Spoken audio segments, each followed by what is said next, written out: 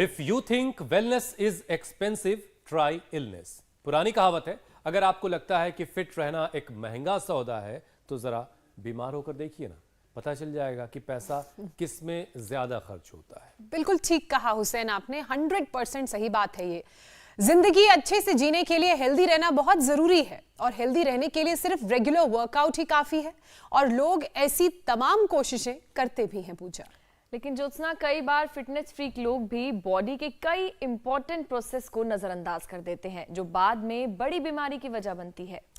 अब एक urine process को ही ले लिया जाए अगर, तो कई बार छोटी छोटी गलतियां जैसे कम पानी पीना, यूरिन को रोक कर रखना, ज्यादा नमक का इस्तेमाल करना, लंबे वक्त तक दवाइयां लेने से ये सारी चीजें डिस्टर्ब होती हैं और फिर किडनी में सूजन, स्टोन की परेशानी शुरू हो जाती है। तो कई बार यूरिक एसिड बढ़ जाना भी एक अलग तरह की परेशानी पैदा करता है। तो वहीं गर्मी के मौसम में बैक्टीरियल इन्फेक्शन यानी कि यूटीआई की दिक्कत भी होती है। वैसे यूटीआई को लेकर लोगों में गलतफहमी ये है पूजा कि ये सिर्फ महिलाओं को परेशान करती है, लेकिन हकीकत ये है कि पुरुष और बच्चे भी इसकी गिरफ्त में आते हैं। तभी तो ज्योत्सना, हर साल अकेले यूरिन इन्फेक्शन से 15 करोड़ लोग बीमार पड़ते हैं। वैसे इससे जुड़ी हुई एक और परेशानी है पूजा, जिस पर लोगों का ध्यान उस वक्त तक नहीं जाता जब तक कि वो पूरी तरह से बीमार ना पड़ जाए, और वो है प्रोस्टेट की प्रॉब्लम, प्रोस्टेट की परेशानी। दरअसल पहले ये ओल्ड एज की प्रॉब्लम मानी जाती थी, लेकिन खराब लाइफस्टाइल की वजह से अब इससे 40 की उम्र तक के जो लोग हैं वो भी इस बीमारी से जूझ रहे हैं। वाकई प्रोस्टेट की प्रॉब्लम भी चिंता बढ़ा रही है। दरअसल कई कारणों की वजह से जब प्रोस्टेट ग्लैंड के अंदरूनी टिश्यूज बढ़ने लगते हैं तो एक एनलार्ज होकर ये यूरिन के फ्लो को रोकते हैं और धीरे धीरे प्रोस्टेट से जुड़ी बीमारी प्रोस्टेट कैंसर की वजह बनती है। तो चलिए आज किडनी, ब्लैडर, यूरिटर्स और यूरेथ्रा का और साथ ही साथ प्रोस्टेट यानी पेल्विक फ्लोर, इन सारी चीज़ों को कैसे इनका ख्याल रखना है और ये सारी बीमारियां कैसे क्योर होंगी, ये आज हम स्वामी रामदेव से जानेंगे। स्वामी जी प्रणाम, बहुत बहुत स्वागत है आपका। प्रणाम स्वामी जी। प्रणाम स्वामी जी। बहुत बहुत प्रणाम आपको भी हुसैन भाई, ज्योत्सना जी और हमारी योगिनी बहन पूजा जी। हमारी तो कर्म ही पूजा है, सेवा ही हमारा स्वधर्म है। तो सुबह सुबह सूर्य नमस्कार, सूर्य उदय के साथ हम सूर्य नमस्कार कम से कम 10 बार करें, 10-10 बार दंड बैठक लगाएं, थोड़ा पसीना बहाएं और प्रतिदिन योगाभ्यास करते रहें। तो जो आप बात कह रहे थे, जब सेल्स हमारे इनडिसिप्लिन वे में ग्रोथ करने लगते हैं, ब्रेक होने लगते हैं, सेल साइकिल एक बहुत सेल डिवीजन एक बहुत बड़ा हमारा शरीर का आंतरिक विज्ञान है। जब प्रोस्टेट के सेल्स ज़्यादा बढ़ने लगते हैं तो पहले तो 20 ग्राम का प्रोस्टेट 40, 50, 60 से 100 ग्राम तक का हो जाता है। बाद में उसमें पीएसए लेवल बढ़ जाता है, अरे बोले तो कैंसर हो गया।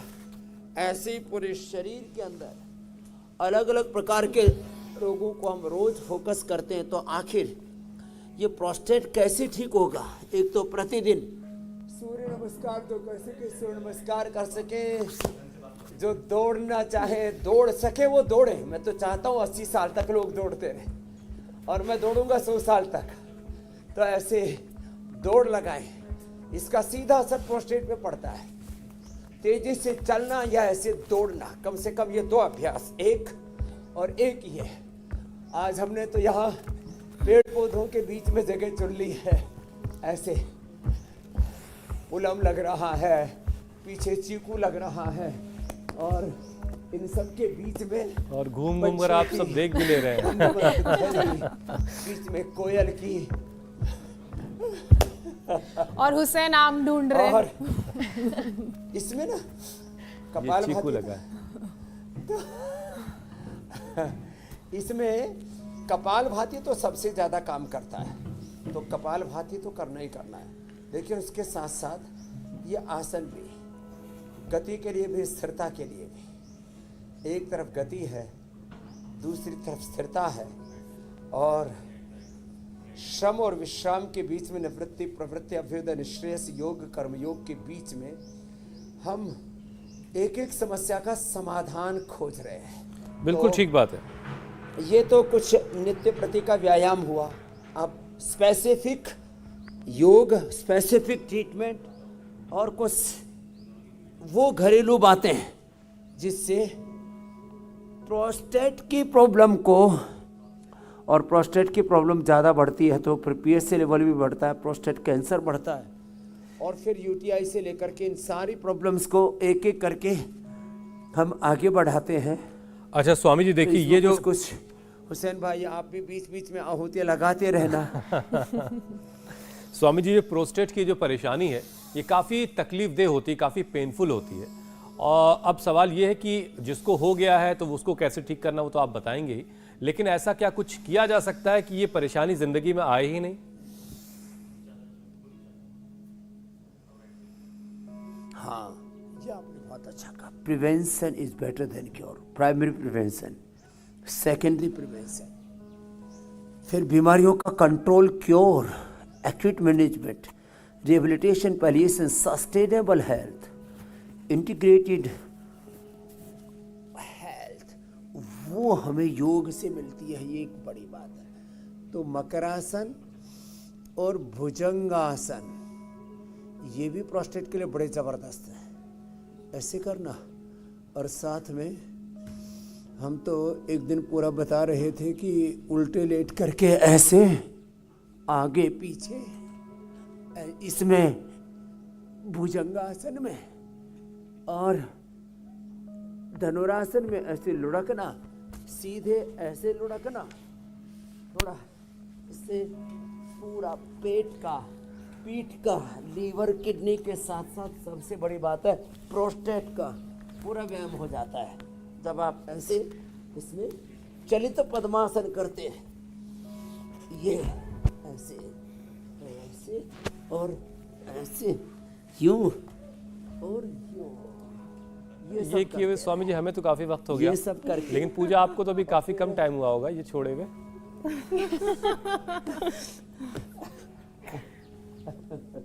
ये बड़ा अच्छा है। और इसके अलावा ये दिक्कत कहाँ आती है? कम पानी पीने से एक बात, दूसरी चीज ज्यादा नमक और ज्यादा मीठा खाने से। ज्यादा नमक और मीठा बंद करें। और मूत्रावरोध से, मूत्रकृच्छ से, माने हमारे रिप्रोडक्टिव और एक्सक्रीटरी सिस्टम के ठीक से कार्यशील न होने से। इसलिए ऐसी एक प्रक्रिया बनाएं, घरों में सप्ताह में या महीने में एक बार पूरे कुनबे को, पूरे खानदान को ये गोखरू का काढ़ा पिला दे। जो हमने रखा हुआ गोखरू का काढ़ा, या अचार में करौंदे का अचार। हम बहुत तरह के अचार खाते हैं, सबसे खराब अचार है आम का, सबसे ज़्यादा वही खाते हैं। सबसे अच्छा अचार है नींबू का, आंवले का और करौंदे का, वो कम खाते हैं। हमने करौंदा और गोखरू के ऊपर रिसर्च करके यूटीआई नीले एक नई औषधि बना दी है, और प्रोस्टोग्रिट बनाई है प्रोस्टेट के लिए। माने गोखरू, धनिया और करौंदा, ये सबसे अच्छी औषधि है। देखने को बहुत कम मिलता है करौंदा। तो गोखरू, धनिया, करौंदा का या तो काढ़ा पी लें या तो करौंदा का अचार ले लें। जौ का आटा कम से कम सप्ताह में एक बार खा लें, और कुल्थ की दाल सप्ताह में एक बार खा लें, तो जिंदगी भर कभी भी प्रोस्टेट कैंसर की, पीएसए की प्रॉब्लम नहीं होगी, यूटीआई की प्रॉब्लम नहीं होगी। और ये बहुत ज़्यादा लोगों को, आपने भी बताया, लाखों करोड़ों लोग इससे ग्रसित है। मेरे भाई कुछ कह रहे थे उससे। स्वामी जी कई बार आप बड़ी जो बातें बताते हैं उनको जो दर्शक इस वक्त हमें देख रहे हैं उनको नोट कर लेना चाहिए कि कैसे प्रोस्टेट से बचा जा सकता है अगर कुछ चीज़ों का ख्याल रखा जाए। स्वामी जी आप करौंदा कह रहे थे ना, बड़े दिन बाद नाम ही सुना है, देखने तो बहुत दूर बात है। बहरहाल करौंदे की अब आपने जिक्र किया तो देखा जाएगा, कहीं से मिल जाएगा तो उसका अचार बनवाया जाएगा। अच्छा स्वामी जी, प्रोस्टेट की जो प्रॉब्लम है इसकी वजह से कई बार किडनी भी फेल तक होने की नौबत आ जाती है, तो इससे बचने का क्या उपाय है ये भी ज़रा साथ में बता दें। तो देखो, मैंने कहा सप्ताह में एक बार जौ का आटा खा ले, सप्ताह में एक बार कुल्थ की दाल, सप्ताह में एक बार ही गोखरू, धनिया, इसका काढ़ा बना कर के पी ले। और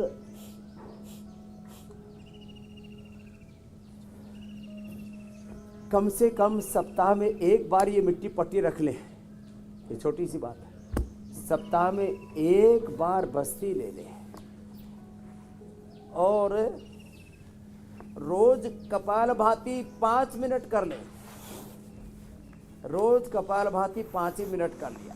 अब जो सर्वांगासन हलासन पूरा कर लेते उनको तो जिंदगी में कभी प्रॉब्लम हो ही नहीं सकती।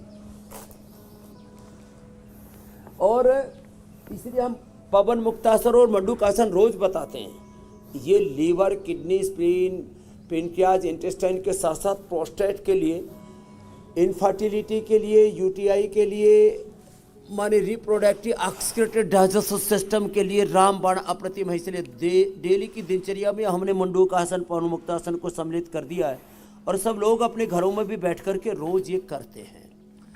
तो गोखरू, धनिया, इसके साथ साथ हमने प्रयोग किया पुनर्नवा का, प्रयोग किया हमने काचनार का, प्रयोग किया हमने पाषाण भेद का, और एक पेड़ है वरुण, उसकी छाल।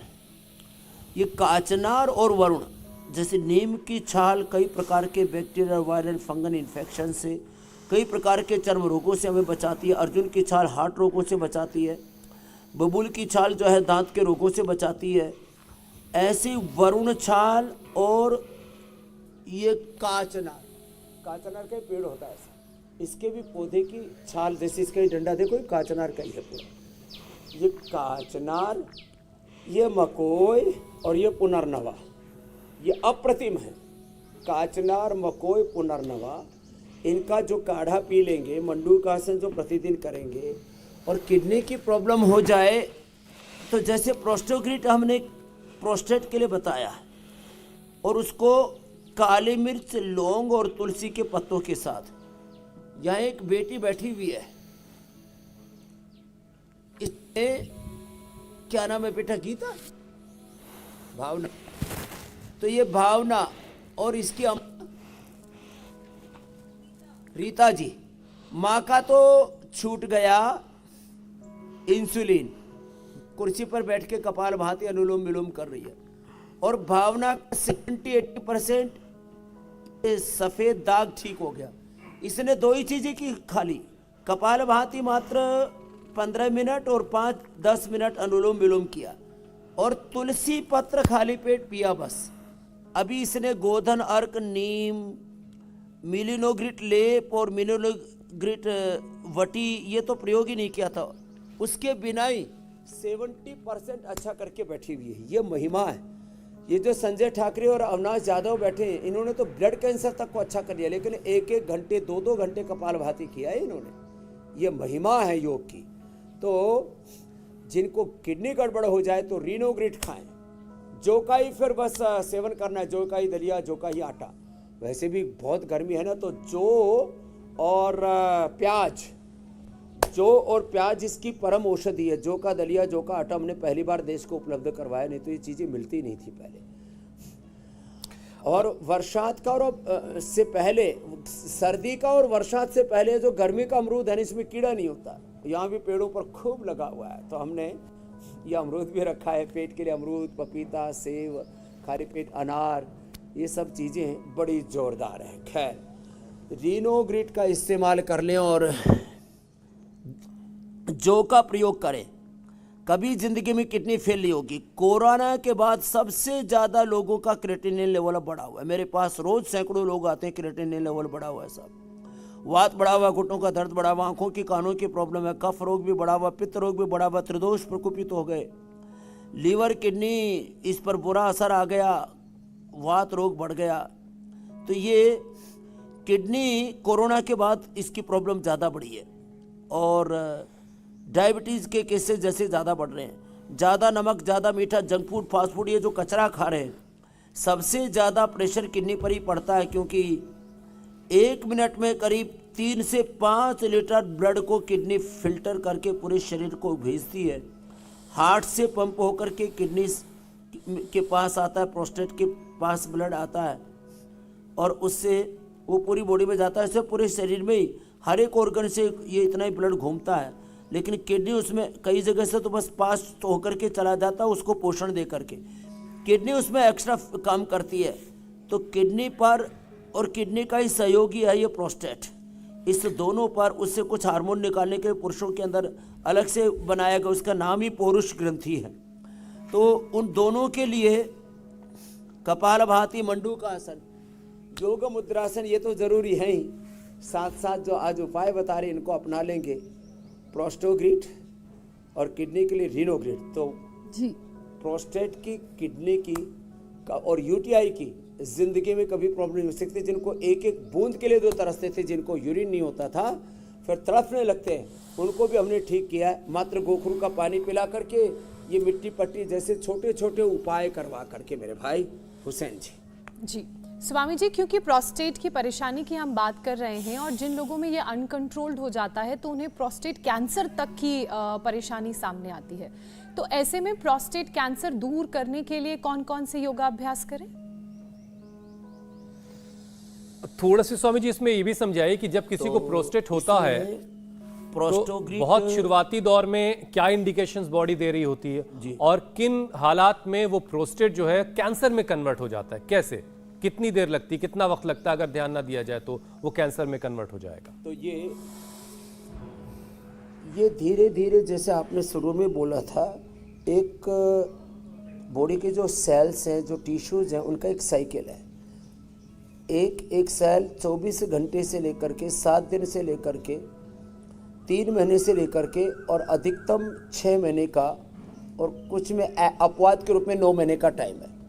मैंने यदि उसको कहूँ तो 1 दिन से लेके 24 घंटे से लेके, मैंने 1 दिन रात 24 घंटे से 1 दिन रात से लेके 1 दिन से लेकर के और 100 दिन में करीब करीब 90% बॉडी के सेल्स का एक साइकिल पूरा हो जाता है। चाहे वो ब्लड सेल हैं, आरबीसी, डब्ल्यूबीसी, प्लेटलेट्स हैं, स्किन सेल्स हैं, या डिफरेंट ऑर्गन्स के सेल्स हैं, टिश्यूज़ हैं। तो ये साइकिल यदि ठीक से चलता रहे तो किसी भी जगह का कैंसर नहीं होगा। ब्लड कैंसर, ब्रेस्ट कैंसर, फिर ये यूट्रस का कैंसर, ब्रेन कैंसर, पूरी बॉडी में कहीं पर भी कैंसर होता है।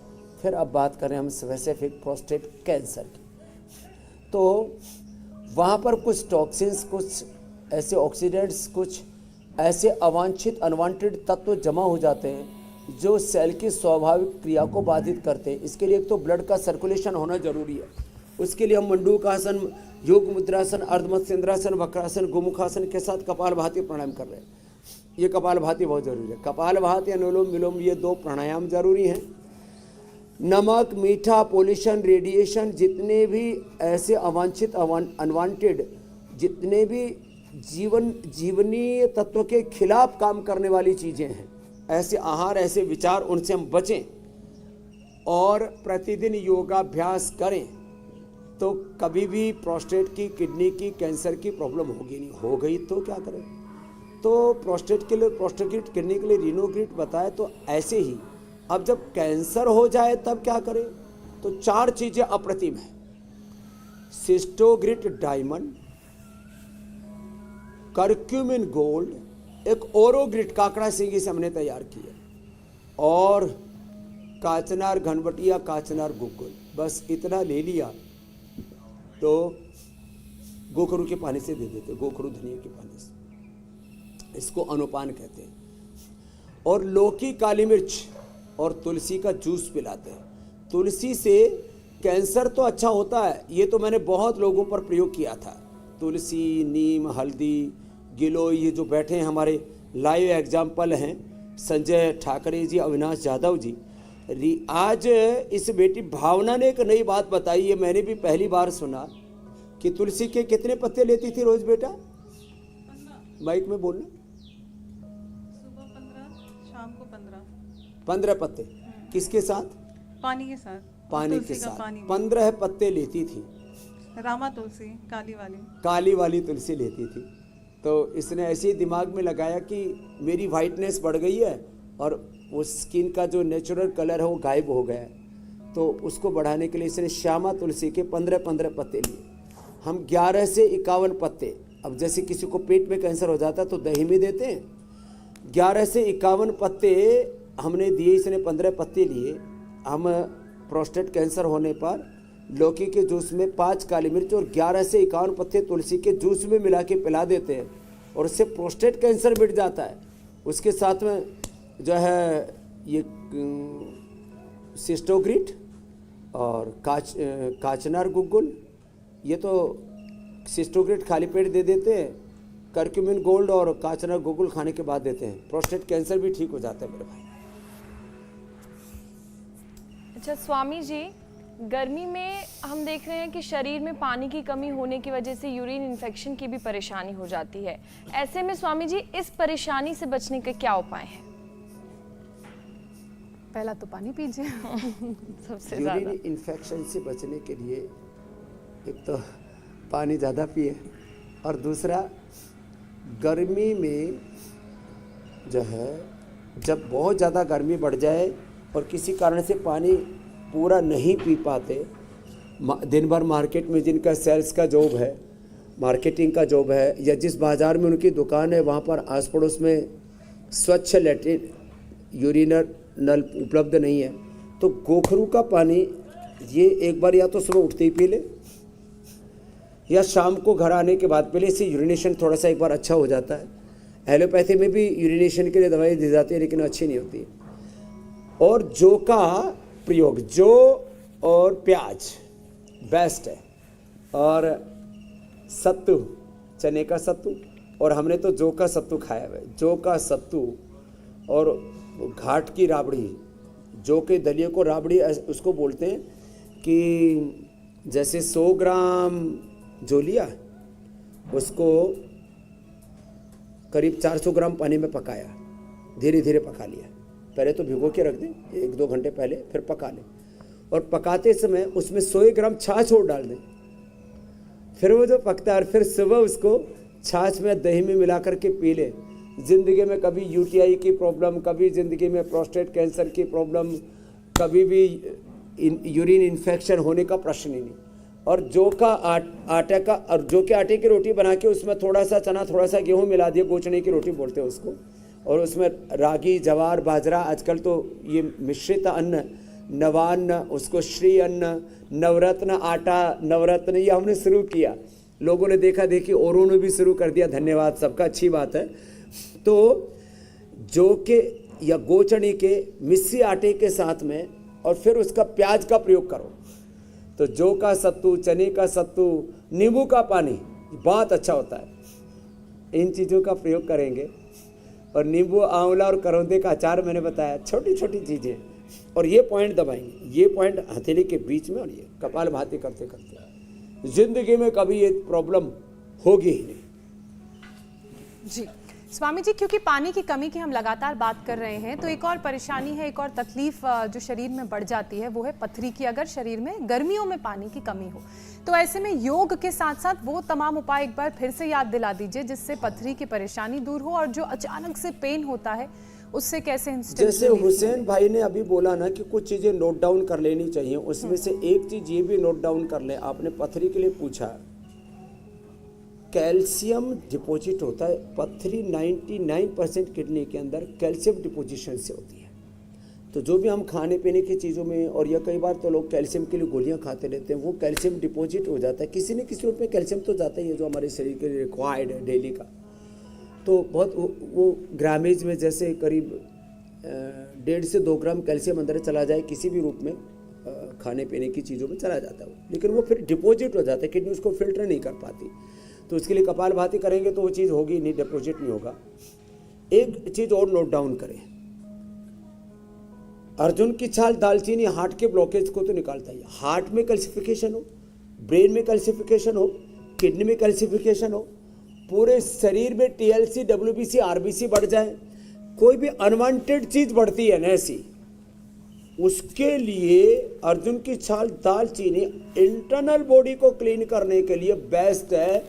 ये मुझे अनुभव से पता लगा है, किसी किताब में नहीं लिखा है। जैसे पहले हमने अनार के बारे में बताया था कि अनार खाओ तो अंदर से पूरे शरीर को क्लीन करता है, सारे अंदर के टॉक्सिन्स, ऑक्सीडेंट्स को निकालता है। गोखरू और गोधन अर्क के बारे में मैंने बताया था कि गोखरू और गोधन अर्क जो है ये बॉडी को अंदर से डिटॉक्स कर देता है। तो ऐसे ही अर्जुन की छाल दालचीनी का एक मैंने अप्रतिम प्रयोग बता दिया है, जो कहीं मेंशन्ड नहीं था वो मैंने बताया। अगली बात, लीथोम, हमने वृकदोषर वटी, वृकदोषर क्वाथ और ये सब, वृकदोषर और अस्मरीहर, अस्मरी कहते हैं पथरी को, अस्मरीहर रस क्वाथ, ये सब दिया हुआ है। लेकिन पथरी के लिए सबसे बेस्ट है मूली का प्रयोग। जैसे पीलिया के लिए सबसे बेस्ट गन्ने का रस है, ऐसे पथरी के लिए सबसे बेस्ट मूली है। मूली वैसे खा लेनी चाहिए सलाद के रूप में। जो थोड़ा बहुत मूली खाते ही रहेंगे, आजकल तो 12 महीने मिलने लग गई, तो मूली खाने वाले को कभी पथरी नहीं होगी, मूली खाने वाले को कभी प्रोस्टेट की प्रॉब्लम नहीं होगी, मूली खाने वाले को कभी यूरिन की प्रॉब्लम नहीं होगी। ये तो बहुत जोरदार काम है, मूली का प्रयोग करें। और हो जाए तो लीथोम, पत्थर चटा, अश्मरीहर क्वाथ, अश्मरीहर रस, से कई औषधियाँ हमने बता दी है। और गोखरू का पानी और कपाल भाती, ये पॉइंट दबाते हुए तो पथरी पूरी तरह से निकल जाएगी। गाल स्टोन तक डिजोल्व हो जाता है। किडनी की पथरी तो छोटे छोटे टुकड़े होकर के निकलती है, और गाल स्टोन तो पूरा डिजोल्व हो जाता है। ये बड़ी बात है, नहीं तो अभी तक लोगों को ऐसा ही था कि गाल स्टोन डिजोल्व नहीं होता। ये रिवर्स होना बड़ी चीज़ है। तो पत्थर चटा, जो कई बार हमने पहले बताया हुआ है, और लीथम। अच्छा स्वामी जी, इससे पहले कि अगला विषय लिया जाए, साथ में ऊपर से दृष्टि डालें, वो भी अपने आप रिवर्स हो जाता है। तो ऐसे बड़ी चीज़ें हैं ये कुछ। जी मेरे भाई। स्वामी जी, इससे पहले कि अगला विषय लें, एक चीज़ और ज़रा समझाइए। जैसे आपने शुरू में एक बात बताई कि गर्मियों का जो अमरूद होता है वो बड़ा फ़ायदेमंद होता है, तो आजकल जो सब्जियां हैं वो 12 मास मिलने लगी हैं, लेकिन हर एक सब्जी का एक मौसम होता है, एक सीज़न होता है। तो मूली का अपना एक मौसम है, उसके बाद अगर मूली जो अवेलेबल है, क्या उसमें वही खूबी, वही क्वालिटीज़ पाई जाती हैं, या उसको कम इस्तेमाल करना चाहिए? जो उसमें रासायनिक तौर पर, फाइटोकेमिकल्स के तौर पर जो औषधि उनका मूल्यांकन किया गया है, वो थोड़ा बहुत मामूली फ़र्क होता है। सीजनल चीज़ें ज़्यादा अच्छी होती हैं। अब निसर्ग के साथ वैसा तारतम्य तो व्यक्ति का रहा नहीं। और इसमें एक और भी दिक्कत है मेरे भाई, जैसे लोगों को ज्ञान भी नहीं था कि हर मौसम में हर चीज़ उगाई जा सकती है। तो ये जो सीजनल चीज़ है ना, ये अब इस यूनिवर्सल वर्ल्ड में अब गायब हो गई है। पूरी दुनिया में 12 महीने आम होते हैं, पूरी दुनिया में 12 महीने चीकू होते हैं। अब उत्तर भारत में कोई नहीं सोचता था चंदन हो जाएगा, हमने चंदन लगाया है यहाँ पर, सफ़ेद चंदन बहुत बढ़िया हो रहा है, और हिमालय में वो ऊपर लगा रखा है। उत्तर भारत में चीकू होगा, लोग सोचते थे, होगा ही नहीं। उधर जाओ, ये देखो चंदन का पेड़ पीछे है, और खुमानी नीचे जमीन पर लगा रखी है। अभी आपको खुमानी दिखाता हूँ। लोग सोचते थे पहाड़ में होगी, ये तो हिमाचल में होगी, जम्मू कश्मीर में होगी, उत्तराखंड में होगी। खुमानी जमीन में, दिल्ली में, गुड़गांव में बहुत अच्छी हो रही है, नोएडा में। लोग भूल गए थे कि ये चीज़ें हो सकती हैं। चीकू देखो कितना बढ़िया है, मोटे मोटे चीकू होते, इतने बड़े बड़े जो। और अब मैं सोच रहा हूँ स्वामी जी कि आपने गुजरात वाले और अपना आसन लगाने के लिए हरिद्वार क्यों चुना? आप अगर एनसीआर के आसपास कहीं होते तो हम लोग छुट्टी वाले दिन आप ही के पास आ जाते। खैर स्वामी जी, अब जरा ये गलत फहमियां थी। अंजीर महाराष्ट्र में होता है, देखो अंजीर यहाँ लगा हुआ, कितना बढ़िया। अब ज्यादा गलत बातें हैं। तो ये सीजनल चीजें अब हटा दो मेरे भाई। हर सीजन में हर चीज होती है, पूरे भारत में सारी चीज होती है, तो सब एक इंटीग्रेटेड अप्रोच के साथ जियो। लेकिन बहुत सारे अपवाद हैं, खरबूजा, तरबूजा, ऐसे और बहुत सारी चीजें हैं, ककड़ी, जो गर्मियों के मौसम में ही पसंद की जाएंगी। बहरहाल, अच्छा स्वामी जी, यूरिक एसिड क्यों बढ़ जाता है, इसकी वजह क्या होती है? और फिर अगर बढ़ जाए तो उसको कम करने का, लेवल पर लाने का क्या उपाय है? क्योंकि ये फिर आगे चल करके यूरिन का जो पूरा सिस्टम है उसको भी डिस्टर्ब करता है। जी, तो देखो, एक तो किडनी की ये भी एक बहुत अच्छी एक्सरसाइज है, इसको भी कर लेना चाहिए। रोज हम करवा ही देते हैं, तो करो, आप लोग भी करो भाई। देखो, यूरिक एसिड इसलिए बढ़ जाता है कि हम खट्टी चीज़ें, अम्लीय चीज़ें बहुत खाते हैं।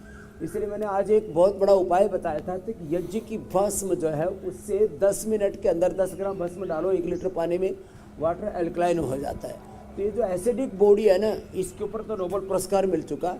ये एसिडिक बॉडी जो लोगों की हो रही है, खट्टी तीखी चीज़ें बहुत ज़्यादा खाते हैं, सिट्रिक फूड्स बहुत ज़्यादा खाते हैं, ये एंटी एजिंग होते हैं इस चक्कर में। अब जैसे ये देखो, ये इधर ये भी लगी हुई है क्या, पुलम। पुलम यहाँ ये बहुत काली काली लगी हुई है, बड़े मजेदार। आप कहोगे फिर पैक करके इंडिया टीवी के स्टूडियो ही भेज देना। नहीं तो स्वामी खैर, जी, इस बार तो ये मन कर रहा है कि वहीं आ ज्यादा जाएं। खाने से, हाँ यहीं आ जाओ, ये ठीक कह रहे हैं आप। पूजा जी, ज्योत्सना जी, इधर ही आ जाओ। हाँ, और यहीं से फिर सुबह सुबह उपचार देंगे, दिन में समाचार। यही एक स्टूडियो मेरे पास बना हुआ है, वहीं से आप एंकरिंग कर लेना। खैर, तो सिट्रिक फूड्स ज़्यादा खाने से यूरिक एसिड बढ़ जाता है, तो क्या करें? तो खट्टी चीज़ें ज़्यादा खाते हैं लोग और पानी कम पीते हैं, तो अंदर जो है ना वो खटास, सिट्रिक एसिड ज़्यादा बढ़ जाता है, फिर उससे यूरिक एसिड बढ़ता है और दिक्कतें आती हैं। और किडनी की फंक्शनलिटी कम होने से भी ये चीज़ होती है। तो एक तो चक्की आसन और ये स्थित आसन ये करना। और आज एक ज्ञानो देवी माता है, ज्ञानू देवी। मैंने कहा माँ फिट है? बोला हाँ बाबा फिट हूँ, 75 साल की या पता नहीं 77 साल की। बोले रोज बाबा जी चक्की पीसा करते इसलिए फिट हैं, और मेरी बेटी को गोडे घिस गए। बताओ, माँ फिट और बेटी को गोडे घिस गए। तो यूरिक एसिड के लिए सबसे अच्छा है चंद्रप्रभा गोक्षुरादि, सबसे अच्छा है गोखरू का पानी ही, गोखरू धनिया का पानी पिला दे, इससे यूरिक एसिड भी कम हो जाता है और सारी किडनी की एक्टिविटीज़ अच्छी होती है। तो ये इतनी बढ़िया चीज़ें हैं। और वज़न कम करने के चक्कर में ज़्यादा खट्टे फल बहुत ज़्यादा ना खाएं। ये बिना खट्टे के अश्वगंधा के पत्तों से, मेदोहर से, वेटगो से वेट कम हो जाता है। ये पपीता से वेट कम हो जाता है। ये तरबूजे से वेट कम हो जाता है। लौकी का जूस पीने से वेट कम हो जाता है। और नारियल के पानी पीने से उसमें पोषक तत्व तो पूरे मिलते रहेंगे और गड़बड़ी नहीं होगी। ठीक है स्वामी जी, अब प्राणायाम के सेशन की बारी आ गई है, क्योंकि बहुत सारे ऐसे लोग होंगे जो योगाभ्यास नहीं कर पाते होंगे। तो प्राणायाम तो सब कर सकते हैं, और ख़ासतौर से प्रोस्टेट के लिए कौन सा प्राणायाम कारगर है? प्राणायाम सब कर सकते हैं और 99% बीमारियां प्राणायाम और ओंकार का ध्यान करने से ही दूर हो जाती है। प्राणायाम से बड़ी कोई औषध नहीं है, प्राणायाम से बड़ा कोई जप तप नहीं है, और प्रणव से बड़ा कोई मंत्र नहीं है। तो ओंकार का जप करते हैं, प्राणायाम का तप करते रहें। और सबसे ज़्यादा तो कपालभाति लाभ करता है किडनी और प्रोस्टेट की प्रॉब्लम में। लेकिन एक पूरा का पूरा यदि एक साइकिल पूरा हो जाता है, एक प्रोटोकॉल है प्राणायाम का, 5 से 7 प्राणायाम रोज कराते हैं हम। रोज कुछ तो इंडिया टीवी लगा लेते हैं, रोज भस्त्री का अपना 5 मिनट का नियम बना लिया है। भस्त्री का 5 मिनट, कपालभाति 10-15 मिनट, और ये बाह्य प्राणायाम भी प्रोस्टेट के लिए, इनफर्टिलिटी के लिए, रिप्रोडक्टिव ऑक्सीडेटिव सिस्टम के लिए, और ऊर्ध्वरेता होने के लिए, कुंडलिनी जागरण के लिए। ऐसे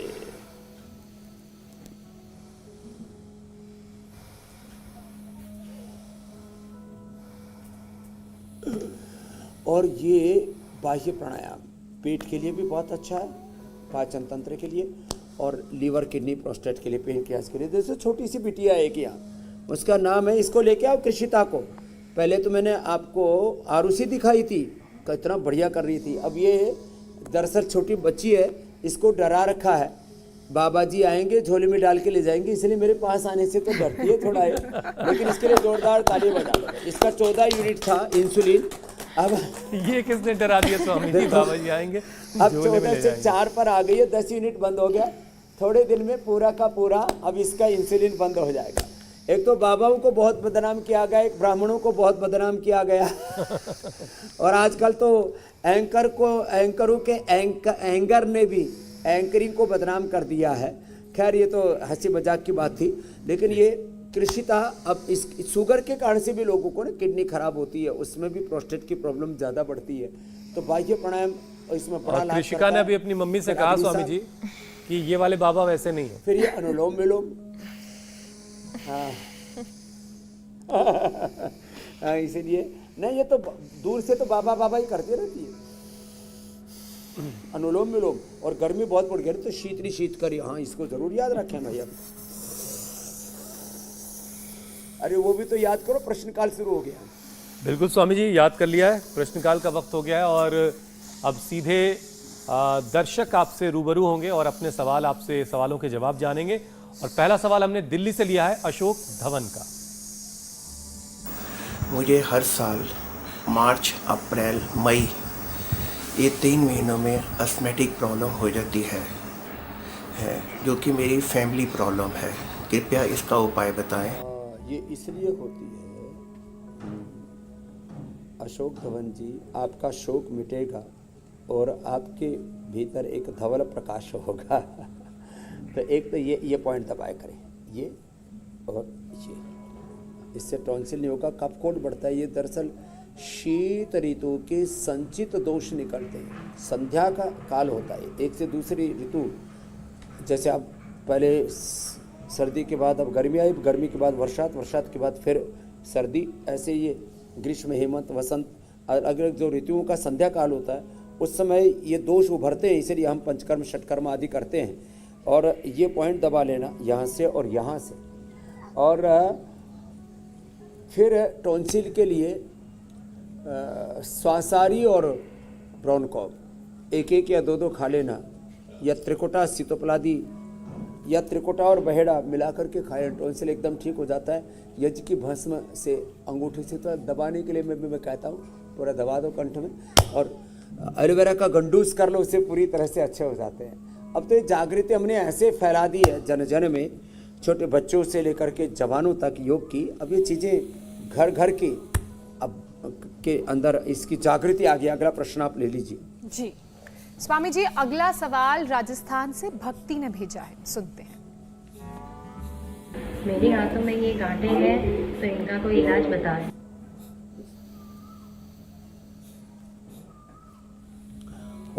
हाथ में गांठें, पूरे शरीर में गांठें, प्रोस्टेट में तो प्रोस्टेट के अंदर भी गांठ जैसी हो जाती है।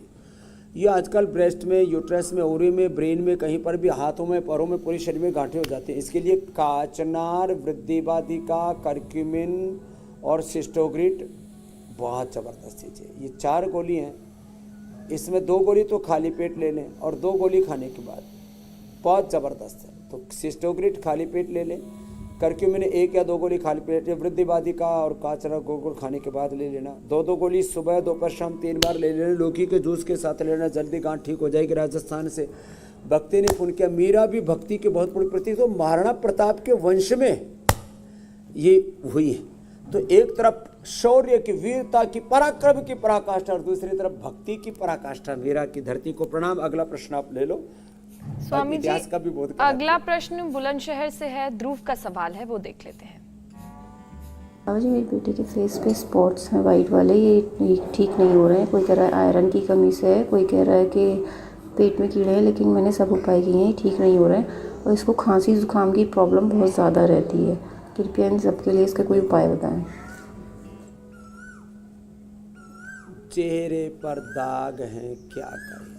बच्चों के चेहरे पर दाग है ना, पेट की गड़बड़ी से बढ़ जाती है। तो एक तो बच्चों को विडंगासव दे दें, पेट ठीक रखने के लिए विडंगासव, कब्ज है तो अभयारिष्ट, और पेट में थोड़ी सूजन रहती है, दर्द रहता है तो पुनर्नवारिष्ट, पाचन कमज़ोर है तो द्राक्षासव या कुमारियासव। ये बड़ी ज़बरदस्त चीज़ है। मैंने आज से 35 साल पहले से प्रयोग शुरू किया था। असवरिष्ट का बीच में थोड़ा कम कर दिया था मैंने, देखा, लेकिन इसका लाभ बड़ा ज़बरदस्त है, पेट को ठीक करे। दूसरा, इसके लिए चेहरे के लिए कांति लेप है। कांति लेप एलोवेरा में, कच्चे दूध में या हनी में मिला करके लगा देते हैं, चेहरा एकदम अच्छा हो जाता है। बाकी तो हमने नीम, पपीता, हल्दी, ये सब पका हुआ केला, चिरौंजी, बादाम, इनको भी पेस्ट करके, गुलाब के फूल, इसको भी लगाया, उससे भी चेहरे के दाग एकदम साफ हो जाते हैं। पेट ठीक होगा तो चेहरा बेदाग हो जाएगा अपने आप ही। और जैसे आज बताया भावना ने, तुलसी पत्र भी पानी के साथ 1-2 पत्र खिला दे बच्चों को तो चेहरा एकदम बुलंद रहेगा। बुलंदशहर के ध्रुव से लेकर के सबका। स्वामी जी, मुझे लग रहा है कोयल भी कोई सवाल पूछ रही है आपसे, आप ध्यान नहीं दे रहे उधर। आप चाहें तो सुन लें उसकी बात, फिर हम अगला सवाल लेंगे। बहरहाल अगला सवाल श्रीवा का। जरूर मैंने सुन लिया कि सबकी आवाज़ सुरीली हो जाएगी योग करके। अगला सवाल दिल्ली से श्रीवा का है। 8 महीने की बेटी है और बाय बर्थ इसके राइट साइड में, राइट फेस पे, सिर में, माथे पर और ब्लू मार्क्स हैं और आँख में ब्लैक स्पॉट है पूरा, आप देख सकते हैं। प्लीज़ इसका सोल्यूशन बताएं।